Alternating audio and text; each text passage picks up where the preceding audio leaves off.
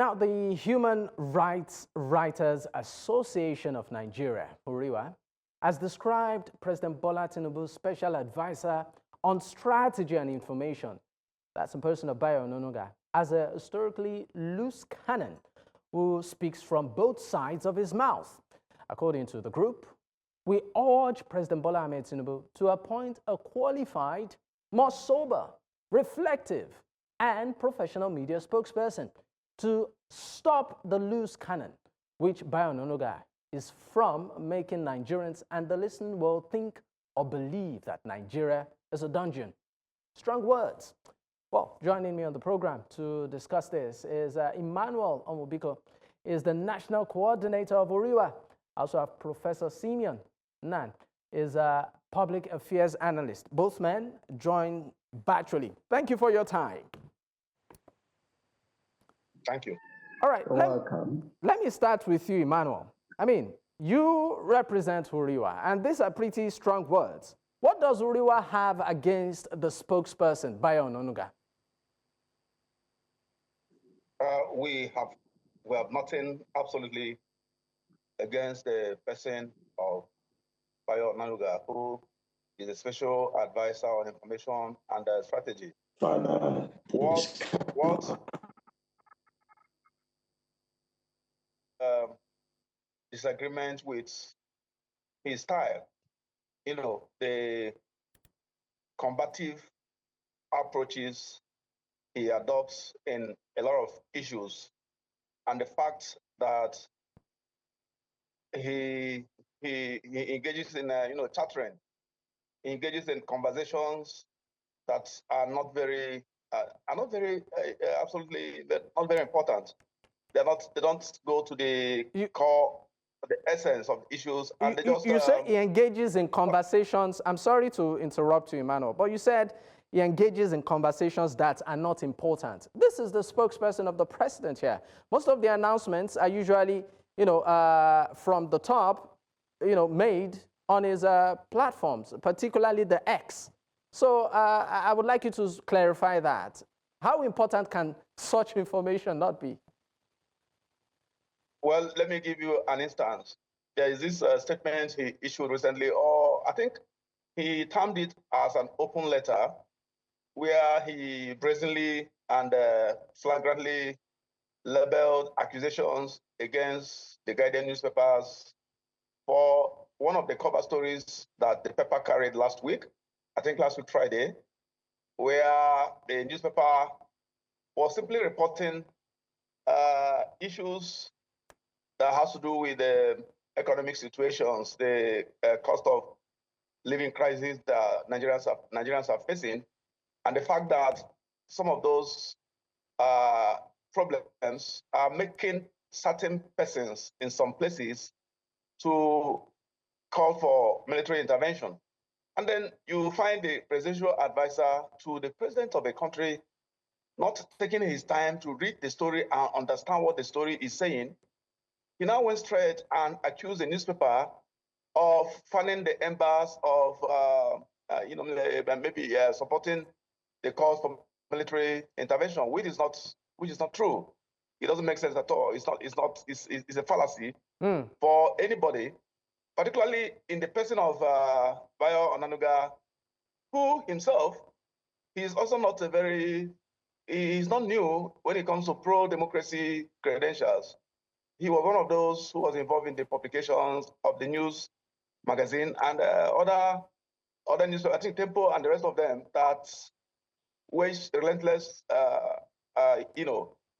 strategic battle against military intervention during the Abacha dictatorial regime. So for such a person to now start to, start to misinterpret an ordinary newspaper coverage about economic matters that affect Nigerians, as if he's not aware that there are certain people that have actually gone out of their way to make the unusual, unacceptable call for military intervention. Nobody in his right senses will accept that Nigeria of the 21st. Mr. Obiko, are you there? I think we have a bit of connectivity issues there with Mr. Onwubiko. Let me bring in Professor Simeon now. Okay, I understand that. Okay, Nigeria. It's great to have you back, Mr. Onwubiko. I understand that we lost you for a moment. Are you there? Okay, of course, we have a bit of connectivity issues with the guest, but basically, okay, I think we have him back.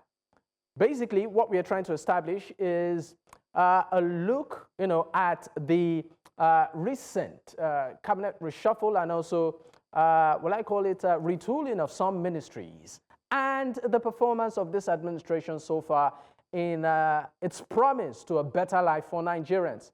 Mr. Onwubiko, are you back?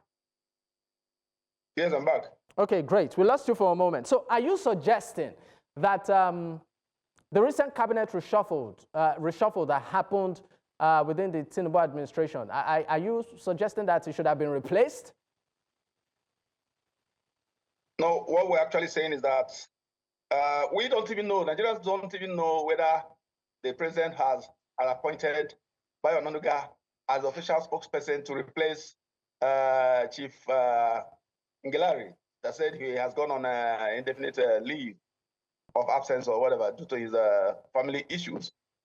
Nigerians needed to be told by the president himself if he has actually picked Bayo Onanuga as his official spokesperson, and then we will interrogate that choice.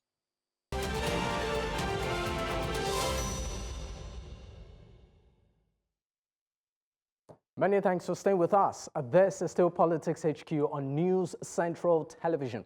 Now, at this time, we are, of course, looking at the recent cabinet reshuffle within the Tinubu administration and also the retooling of some ministries vis-a-vis the policies of the administration towards a better life, for Nigerians. I still have my guest with me, and of course, Mr. Emmanuel Onwubiko is the coordinator for HURIWA, and also Professor Simeon Na, a public affairs analyst. Thank you, gentlemen, for staying with me. Now, let me go to Professor Na.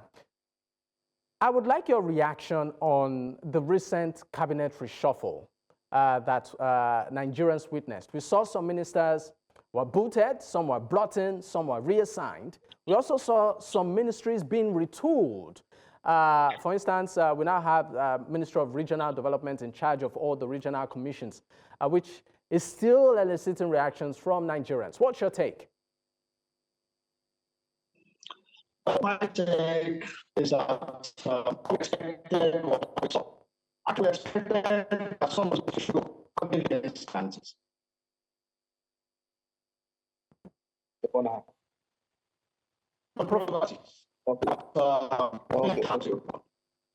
it okay? Professor Na, we cannot hear you properly. Maybe you might want to disconnect the earpods and speak directly to the device. But we'll get back to you in a moment. Let me go to Mr. Onwubiko. Now, you said that the reshuffle, you seem not to be enthusiastic about it. Why is that? Do you see it as performance-based or just another political gimmick?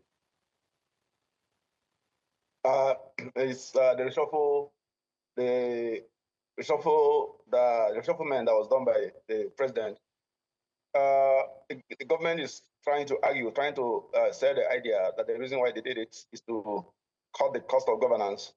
There's nothing that is not even too close to calling it factually accurate or correct. It is not correct. It's totally incorrect, because the 5 ministers were booted out and you appointed 7. If you appointed 7 and you sacked 5, how have you cut the cost of governance? You have increased the cost of governance.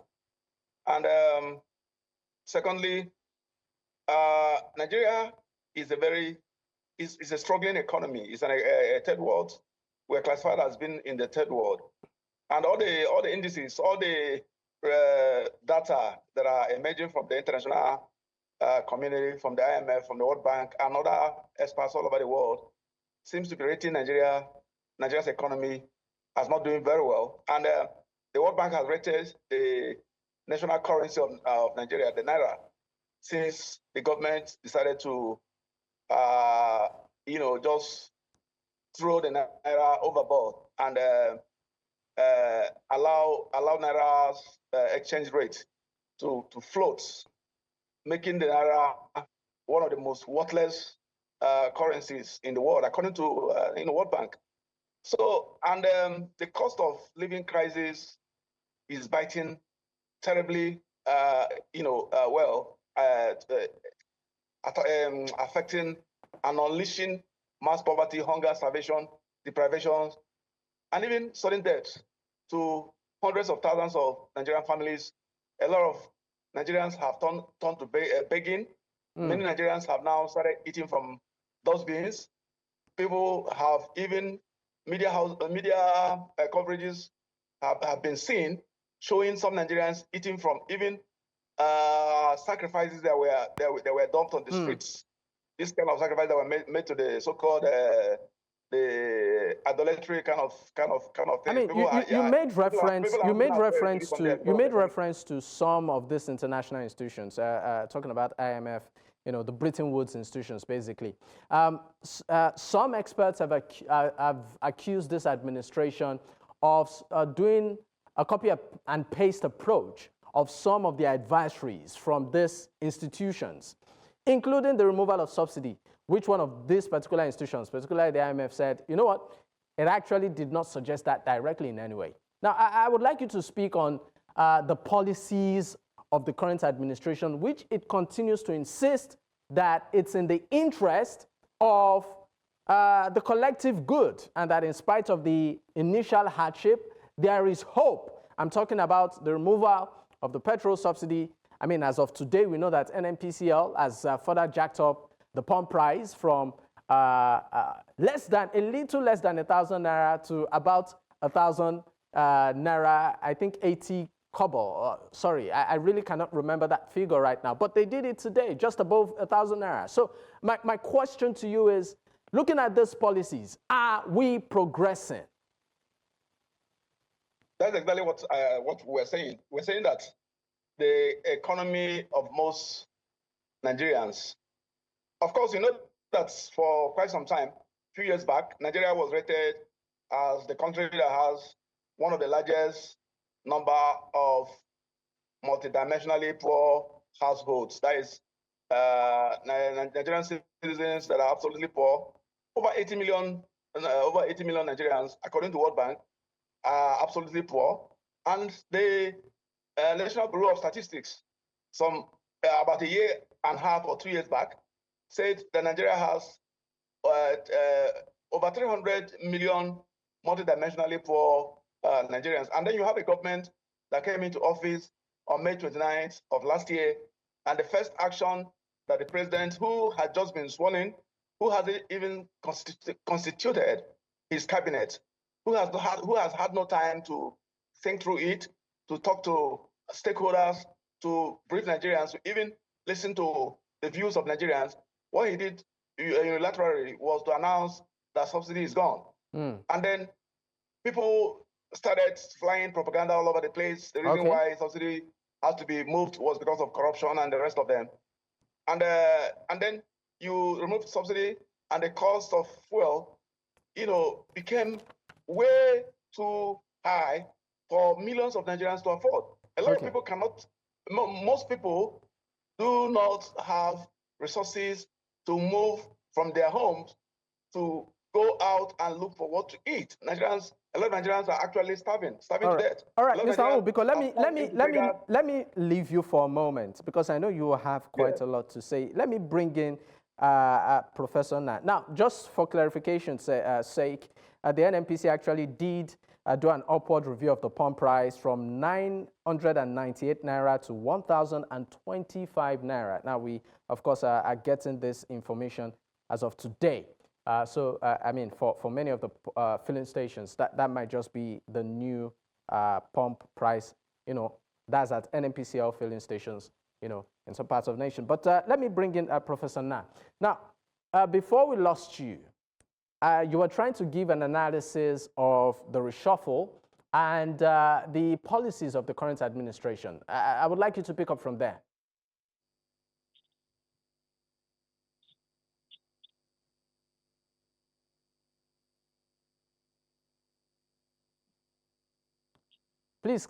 Please kindly unmute your device, sir.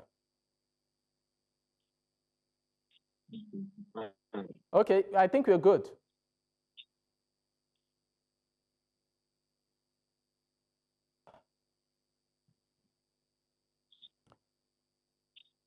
We of course have a bit of audio challenges there with Professor Na. Let me come back to Mr. Onbiko. Now, we know that from time to time, Nigerians have tried to be vocal, as regards the hardship they are going through. But we have seen cases where it appears like, according to observation from experts, from activists, these voices are somewhat suppressed. Is that really so? Yeah, that is what it is. Because if you look at what happened during the end bad governance protest and fearless in October protest that happened, particularly the one that happened around August that took 10 days, if you see the brutality that the police meted out to protesters, the extrajudicial killings that took place during that protest shows a serious level of high-handedness on the part of government and the unwillingness of the administration to listen to the voices of the people. And what they forget to accept is that the voice of the people is the voice of God. And the Constitution of the Federal Republic of Nigeria has made it very explicit that the people are the owners of the sovereignty of Nigeria. It is from the people that those who are in government offices, those who are in public offices, it's from the people of Nigeria that they get legitimacy to exercise authority. If you don't have legitimate mandates from the people of Nigeria, you cannot exercise authority validly in line with the Constitution. I'm sorry, so I want to bring you in here. You said if you don't have legitimate mandate from the people of Nigeria, what are you inferring, sir? Yeah, what I'm saying is that the government of the day has the legitimate mandate of the people to exercise authority. And what I'm saying is this: without that mandate given to the president by voters last 2023 election, before he got sworn in into office, without that electoral victory he scored during the election that was conducted by INEC, even amidst a lot of controversy, he needed the imprimatur, he needed the approval of the voters, the citizens. What I'm trying to say is that the position of the citizens, the people of Nigeria, is pivotal, is a very central position. The people should be at the centerpiece of governance. Whatever the government is going to do, the government needs to have the people in mind. And the government needs to listen to the people. The government needs to be responsive, need to be receptive. Before you take any major policy decision, before you implement any economic initiative, even if it is IMF or World Bank that is trying to force you to do that, you have to actually gauge the feelings, the minds. You have to ask the people. You have to find out, you have to get feedback from the citizens of Nigeria. What is going to happen if this policy is going to be implemented this way? Then you find a middle of the road approach in such a way that you will implement those reforms that the government said they are implementing in the economy of the nation, that will not adversely affect the well-being and welfare of the citizens. If you are trying to reform the economy and you say you're allowing the naira to float, naira does not have respect anywhere in the world. Naira is one of the most worthless currencies that you have. And now you need over close to 2,000 naira or 1,700 or 1,800 and something naira just to buy $1.